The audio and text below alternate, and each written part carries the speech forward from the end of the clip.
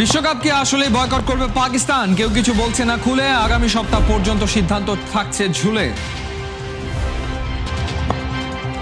Australia যাননি BCB সভাপতি বুলবুল। নিজের অফিসে বোঝার চেষ্টা, কোনটা ঠিক কোনটা হলো ভুল।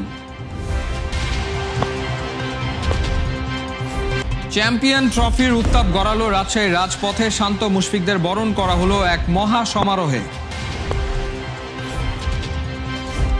যুব বিশ্বকাপ সুপার 6-এ বাংলাদেশের হতাশা। ইংল্যান্ডের কাছে হেরে আসর শেষ হলো সেমিফাইনালের আশা। বাংলাদেশের বিশ্বকাপ স্বপ্ন তো ধুলোয় মিশে গেছে, তবে সেসব ছাপিয়ে এবারে talk of the town Bharat আয়োজিত এই বিশ্বকাপে পাকিস্তান খেলবে কি খেলবে না। প্রথমে সেটা গুঞ্জন হলেও পিসিবি চেয়ারম্যান মহসিন নাকভি নিশ্চিত করেন তাদের বিশ্বকাপ বয়কটের আছে জোর সম্ভাবনা। সোমবার সন্ধ্যায় এ নিয়েই প্রধানমন্ত্রী শাহবাজ শরীফের সাথে বৈঠকও করেছেন নাকভি।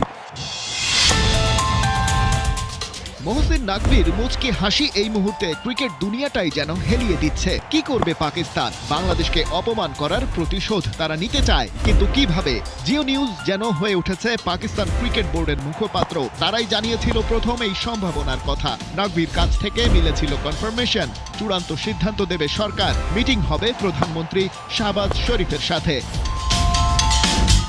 ঘটনার একদিন বাদেই পিসিবি ঘোষণা করে পাকিস্তানের বিশ্বকাপের স্কোয়াড। ওরা যেন খেলছে, সেটা বাংলাদেশকে নিয়ে না আইসিসির সাথে, বোঝা মুশকিল। এর মধ্যে ক্রিকেটারদের সাথে পিসিবি চেয়ার নাকভির বৈঠক। সেখান থেকে জিওর হেডলাইন, বোর্ড যে সিদ্ধান্ত নেবে তাতে ক্রিকেটারদের কোনো আপত্তি নাই।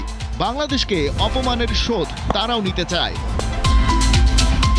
জিও নিউজের ওয়েব পাতায় সোমবার সকালের আরেকটা খবর। এটা আবার নতুন আইডিয়া। পুরো বিশ্বকাপ নয়, পাকিস্তান বয়কট করবে ভারতের বিপক্ষে ম্যাচটা। তাতে ম্যান ইন গ্রিনদের ক্ষতি 2 পয়েন্ট। এমনিতে বিশ্বকাপে ভারতের বিপক্ষে জয়ে যদিও তাদের জন্য সোনার হরিণ, তবে লাভ যেটা হবে তা হলো ভারত আর তাদের গৃহপালিত আইসিসিকে একটা মোক্ষম জবাব দেয়া যাবে। ভারত পাকিস্তান ম্যাচ অফ হয়ে যাওয়া মানেই বিরাট অঙ্কের রেভিনিউ লস। কথিত আছে পুরো একটা এশিয়া কাপ হয়তো এই ম্যাচের জন্যই। কিন্তু কোনটা সত্যি? শুধু ভারত ম্যাচ বয়কট, নাকি পুরো বিশ্বকাপ থেকেই নিজেদের সরিয়ে নেবে পাকিস্তান? তাহলে যে দল ঘোষণা হলো সেটা কি নাটক ছিল? বিশ্বকাপ ঠিকই খেলবে পাকিস্তান, তাও সব ম্যাচই? মনে পড়তে পারে নাকভির কদিন আগে বলা একটা কথা। পাকিস্তানের এই স্বরাষ্ট্রমন্ত্রী বলছিলেন তাদের হাতে এই বিশ্বকাপে অংশ নেয়া ইস্যুতে প্ল্যান এ থেকে ডি পর্যন্ত আছে।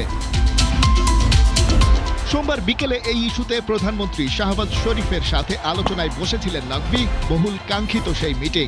শেষ পর্যন্ত সরকারের হাইকমান্ড থেকে নির্দেশনা দেয়া হয় আরও ভালোভাবে চিন্তাভাবনা করেই সিদ্ধান্ত নিতে হবে। হাতে যে অপশনগুলো আছে তা এক টেবিলে রেখে বেস্টটা বেছে নিতে হবে। ঠিক এই কথাটাই মিটিং থেকে বেরিয়ে নিজের এক্স হ্যান্ডেলে লিখেছেন মিস্টার নাকভি। তবে চূড়ান্ত সিদ্ধান্ত আসেনি। জিও নিউজ যদিও ততক্ষণে দাবি করছে এবারের বিশ্বকাপে পাকিস্তান খেলছে, তবে নাকভি জানিয়েছেন চিন্তাভাবনা করেই সিদ্ধান্ত নেবে পাকিস্তান, আর তার জন্য সময় লাগবে আগামী সপ্তাহ পর্যন্ত।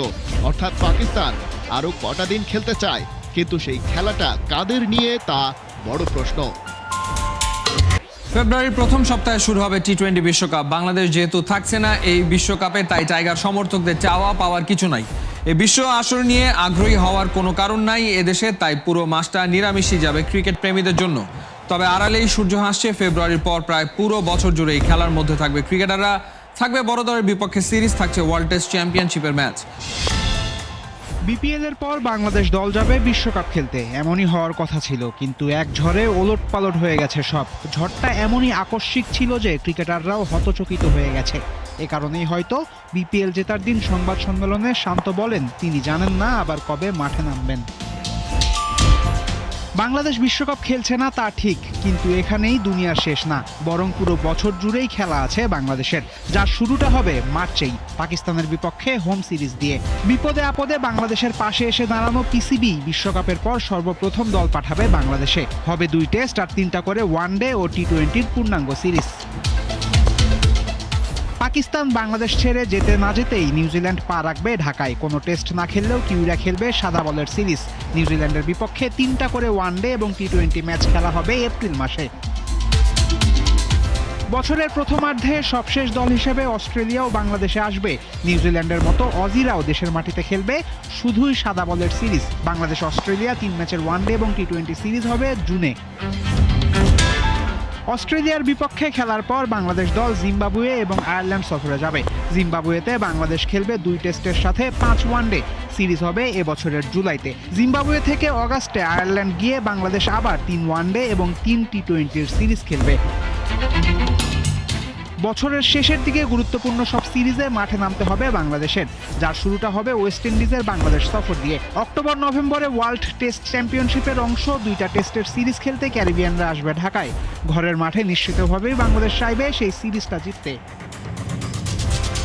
বছরের শেষ সিরিজ খেলতে বাংলাদেশ যাবে সাউথ আফ্রিকায়।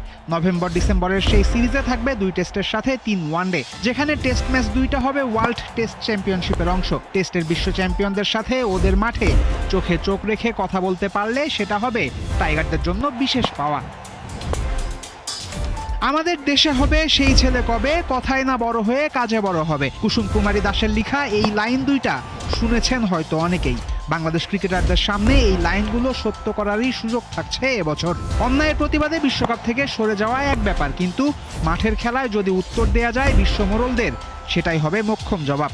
এবছর অস্ট্রেলিয়াকে ঘরের মাঠে হারানো গেলে বার্তা যাবে তাসমান সাগরের ওপারে। বিশ্ব টেস্ট চ্যাম্পিয়নশিপের 6 ম্যাচের মধ্যে একাধিক ম্যাচ যদি জেতে টাইগাররা, তবে সাদা পোশাকেও নিজেদের সামর্থ্যের মহড়া দিতে পারবে।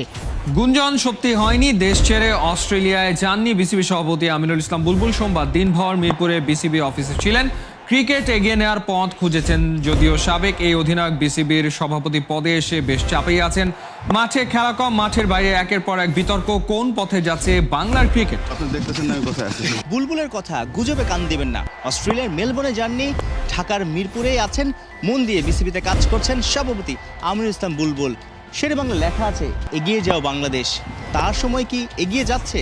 অনেকেই তো বলছে বুলবুলের এই 2 টার্মের 7 মাসে এগিয়ে তো যাচ্ছেই না, উল্টো পথে পেছন দিকে যাচ্ছে বাংলার ক্রিকেট। তার চেয়ে বেশি আলোচনা হয় বাইরের বিতর্ক, কর্তাদের দুর্নীতি কিংবা ফিক্সিং সহ নানা রকমের ইস্যু নিয়ে আসলে আলোচনা হচ্ছে।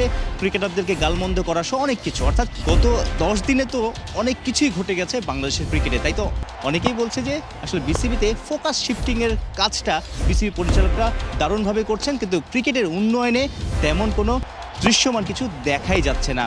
কদিন আগে পরিচালক এম নাজমুল ইসলাম ক্রিকেটারকে খুব হেয় করে বাজেভাবে কথা বলে আলোচনার জন্ম দিয়েছেন, সমালোচনার জন্ম দিয়েছেন, বিতর্কের জন্ম দিয়েছেন। তারপর তো বিপিএল এর একটা দিন ম্যাচই বন্ধ ছিল। শোনা যাচ্ছে বিপিএল এর ম্যাচ চলাকালীন 2 পরিচালক কথা কাটাকাটি করেছেন, হাতাহাতিও নাকি করেছেন, সেটাও নাকি সভাপতির সামনে, এমন কথাও শোনা গেছে। অর্থাৎ নানা রকমের বিষয় আসলে বিসিবিতে হচ্ছে, খেলার চেয়ে খেলার বাইরের আলোচনাই বেশি হচ্ছে। তার মধ্যে বাংলাদেশ তো বিশ্বকাপে খেলতেই পারছে না।